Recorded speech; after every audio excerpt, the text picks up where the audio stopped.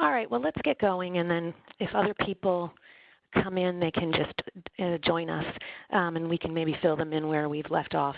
If you have questions, feel free to type them into the chat box. If it's something that needs to be answered right then, I'll try to, but otherwise I'll try to save questions for the end. So today, as you all know, we're going to talk about compassion fatigue and burnout. Specifically, what are they? How do we know if we have either one? What can we do about it if we do have it? And how can we keep it from coming back? So first of all, what are they? They are both very hot topics right now, as evidenced by the fact that so many of you are here. Most of us have heard of burnout. It's the uncomfortable sense that your job isn't rewarding or enjoyable. You wake up with dread at the sense that you have to go to work, and once you get there, you find yourself kind of cranky and irritated. Sometimes burnout happens because our workloads are literally too heavy, or there are problems within the institution. And just so you know, Augusta Health is already actively working to address those potential issues. Sometimes burnout is the result of inadequate boundaries between work and home, as well as other sort of personal things, which we'll talk about as we go on here. It's not at all unusual to have a bad day at work or even a bad week, but when it happens all the time, then it's a problem. And for people who are in healthcare settings or people who take care of loved ones at home, burnout can also lead to compassion fatigue. Compassion fatigue causes us to feel like we just do not care. We are unmoved by other people's troubles. In a lot of ways, it's similar to PTSD. Some people also call it empathy over arousal, because what happens is we see these repeated traumas and sufferings over and over again, and we just become emotionally exhausted by them. Compassion fatigue can cause depression and anxiety and insomnia, and it can also cause physical issues like migraines or abdominal pain. And in its most severe state, it can cause us to neglect or even abuse our patients. And although a lot of people do get that full-blown syndrome, it also occurs on sort of a continuum, and so many of us suffer lesser symptoms. Like you might just walk by a patient's empty water pitcher and kind of intentionally ignore it because you're too busy to do anything with it. Or a healthcare provider might deliver bad news to a patient or a family as if it was nothing more significant than an ingrown toenail. Or someone might walk by a code and not even register that someone is dying in that room. And compassion fatigue isn't just a momentary frustration or a reaction to a difficult day, but it gradually increases and develops over time. And so, as we saw, it can affect not only patients and providers and significantly cause big problems, but fortunately there are some things that we can do about it to help protect ourselves and our patients. So first, I just want to remind everybody that some degree of emotional distancing is appropriate, right? Or else we wouldn't be able to function. If we got paralyzed by sadness over every single challenging case, we would never be able to move on to the next case. But there's a balance between healthy detachment and lack of compassion. So in a minute here, we're going to look through some symptoms and some statements. And if you can relate to more than 5 of them, it might be time for you to address your situation. On the next slide we're going to show here, I've mixed them up, so you could do it as sort of a quiz. But for our discussion, I'm going to look at them in groups. So first of all, on the slide, the ones that reflect burnout. Burnout is really common right now. With the COVID-19 pandemic, a lot of us are overworked. We've got too much cleaning, too much sanitizing, there's too many patients, there's too many phone calls, there's too much charting, there's too much of all of that. And then on top of that, we're afraid and we're worried as well. And so it's really easy to feel hopeless and ineffective at work. And again, bad days are fine, sometimes even bad weeks. But when it goes on and on, that's the sign that you're developing a problem. So one of the symptoms of burnout is you dread going to work. I used to wake up, I had a job that I really was burned out on, and I would wake up in the morning and say, oh, God, I don't want to go to work. And then my husband would always say, if we were going on vacation, would you feel well enough to go? And, of course, the answer was yes. So when you dread going to work, that can be a symptom of burnout. You feel sick on those days, or you have trouble waking up on your work days, but you feel fine on the days off. This is kind of like what I just said. I would feel good enough to go on my vacation, but I didn't feel good enough to want to go to work. Other symptoms of burnout, once you get to work, you complain excessively either with your coworkers or about your coworkers. And also, another one is you kind of feel like your to-do list is never done, no matter how long or how hard you work. And, that might be true. This is could be one of those institutional problems that we're talking about.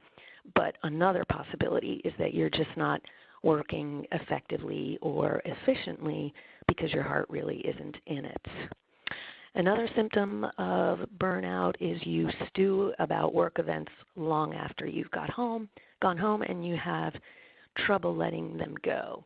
So it's one thing to kind of vent about your day when you get home, but when you go on and on and on about it, that can be a sign of burnout, and not to mention it adds stress to your family as well, because they kind of get sick of hearing about it as well. And then another symptom of burnout, if you have nightmares about work or patients. A lot of us, I think, dream about patients. Sometimes I wake up in the morning and I've dreamt I've been seeing patients all night, but they're not really nightmares. So when you're having recurrent nightmares, bad dreams about your patients, that can be a sign of burnout. All right, and the next group of statements reflect compassion fatigue. Again, the sense that your kindness cup is absolutely empty. And for purposes of the chart, like I said, they're all kind of randomly thrown up there. You can do it like as a quiz later, but for discussion, I've grouped them together.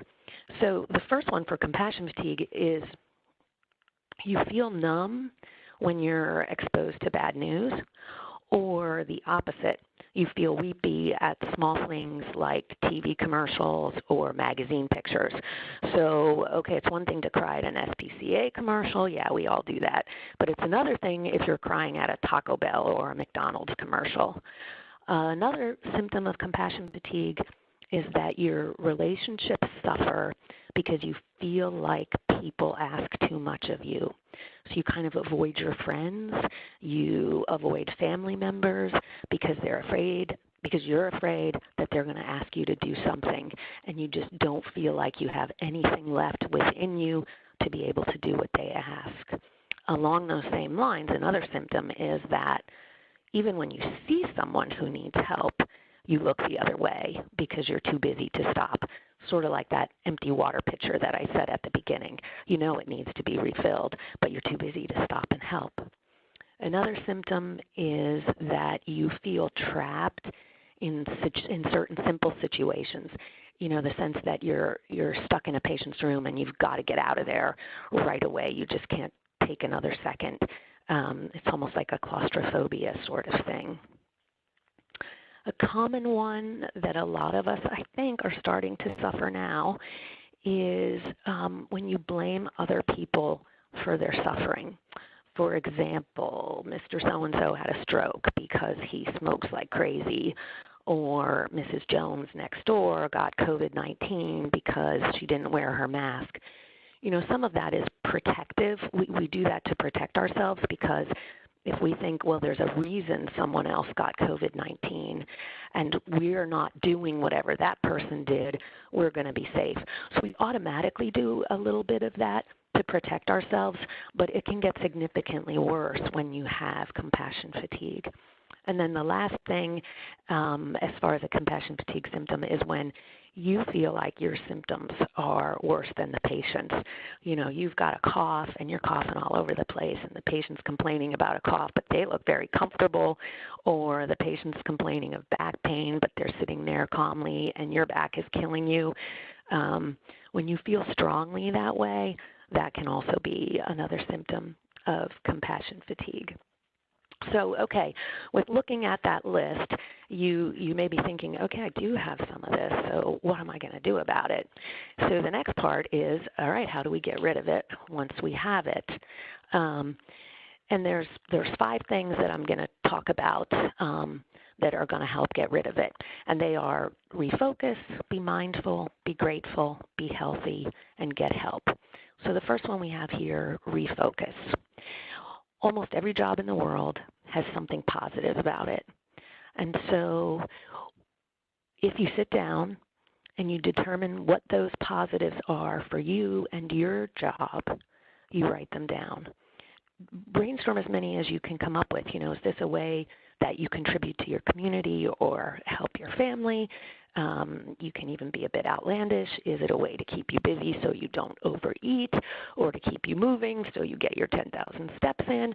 Whatever it is, you can start to focus on what those positive things about your job are. All right, the second thing is to be mindful. And for those of you, Brittany, you could change that now. For those of you that are in our mindfulness challenge, you know that being mindful is learning to find ways to pay attention. And so when you're at work, try to find the pleasant things that are happening. It might be the smell of the coffee in the lounge, or the beautiful red leaves that are outside your office window, or the patient who was kind enough to laugh at your silly joke. All these things are the simple, small moments that make up life. And learning to savor them makes you a more positive and optimistic person, and that will carry on into your job and your performance as well. The third thing kind of flows right with these first 2, and that is to be grateful. It's another thing to write down. A lot of people already do that as part of their prayer life, I think. Keep gratitude journals. But think about the things you're grateful for. There's a lot of people that are out of work right now. So those of us who are working are very lucky, and we need to be grateful. And there are plenty of other things, our family, our faith, our health. But then, and so write down those big ones too. But then start to look at the smaller things, your cats, the opportunity you had to go for a walk today, the garden that you get to work in. Any of these things are things that you can write down and keep in your gratitude list. And once you start writing those down, you start to pay more attention to the things that you tend to take for granted. Fourth thing is to be healthy. Lots of people cope with their stresses by overeating or overusing substances like alcohol or tobacco. And those, sorry, my computer just took a little nosedive. Overeating or overusing substances like alcohol or tobacco. And although those kind of stress relievers feel good in the moment, they don't really help in the long run. In fact, they kind of sabotage your efforts. So take some time to plan healthy meals. Don't skip meals because you're too busy. Don't load up on caffeine or sugar to get you through the day. Again, that works in the short run, but it really doesn't do your body any big favors in the long run. And try to stay active. The last thing most of us want to do after we get home from a long day at work is to exercise. But if you do take even 10 or 15 minutes to exercise and go for a walk, it'll actually increase your energy, it'll improve your mood, and it'll help you relax so you sleep better that night. And speaking of sleeping better at night, make sure you are getting enough rest. When we're feeling super busy, we squeeze all kind of activities in up until the last moment, or we stare at some sort of a screen until the last second before we turn off the lights. And if you can give yourself a simple bedtime routine, it doesn't have to be long, even just a few minutes, it'll help tell your brain it's time to go to sleep now. So whether you do a mindful meditation or you say your prayers or you listen to relaxing music or stretch, whatever, try to find some routine to signal your body that it's time to go to bed. I realize that all these things sound awfully simplistic, but the truth of the matter is they are very simplistic. We just tend to skip over these very basic things that we all know when we're too busy. All right, and then the last thing is to get help. So if none of this is working, then it's time to get help. And that might be just talking to your supervisor or a coworker that you trust. But sometimes you need more than that. And so Augusta Health's Employee Assistance Program is a good option. You don't have to feel like you're going to be labeled because it's all confidential and it's free. And you don't have to deal with all of this alone. And so remember, that's out there for you. All right, so the last part is, okay, I'm feeling better from my burnout or my compassion fatigue, so now what do I do to keep it from coming back? Or maybe you were lucky enough to say, I don't have burnout or compassion fatigue, but I don't want to get it either. So some of the same things we discussed in helping improve burnout and compassion fatigue can also be used to prevent it. So you still need to focus on the positive. You still need to be grateful and mindful. It still helps to talk things out with someone trustworthy. All these things are important in helping us become and stay resilient. But I'm going to tell you 6 other things that will help you to stay that way. So first of all, I have there stay healthy. So by that I mean keep eating well and exercising and getting up with and getting plenty of sleep, but also keep up with your own preventive care. You know, do you need your mammogram? Do you need your colonoscopy? You have to take care of yourself in order to take care of other people, and it's really very easy to neglect those things. And I want us to set a good example to all our patients. Wellness isn't just about physical health, remember, it's about mental and spiritual health as well. So exercise your brain, whether that's, you know, doing puzzles or learning a new language or just learning more about your field, and then maintain your spiritual health as well, whether that's by prayer or going to church or virtual church right now or going outside, whatever connects you to something bigger than yourself, because it will help you feel less isolated. And so that's the second thing here, is to maintain your connections. Your life is more than just your work, and the people in your life are important.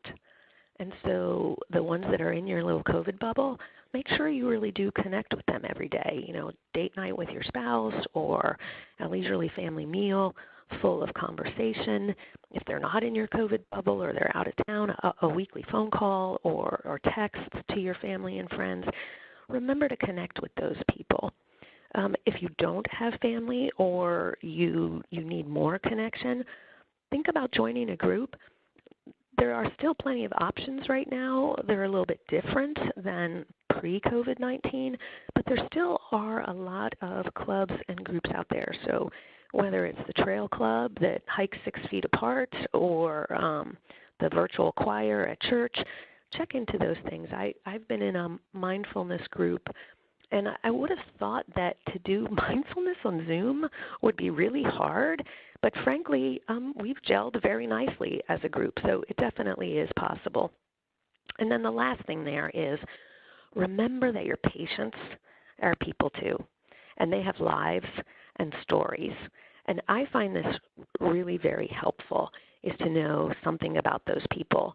And that helps understand why they are. So, like, for example, I have a lady who really drives me crazy, but her house burned down with her husband and one of her children in it.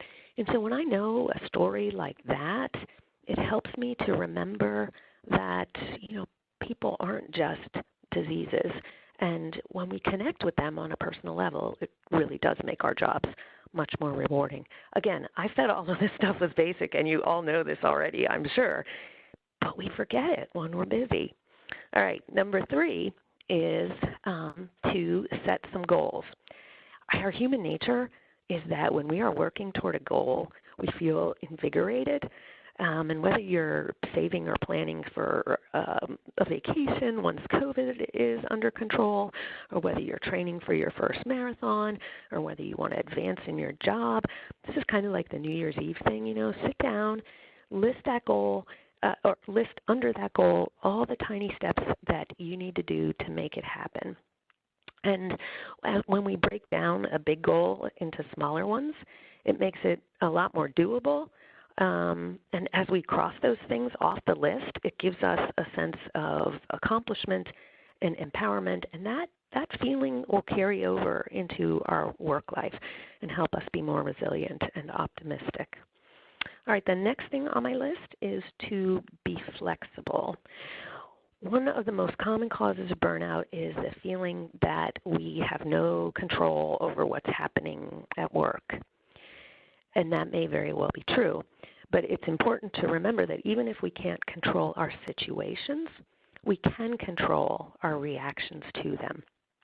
Think about the phrase I have there, roll with the punches. I don't know much about boxing, but from watching the little I have, I know that if the boxer is standing stiff and guarded, he's more likely to get hurt than the one who is loose and flexible. If you hike, the same process.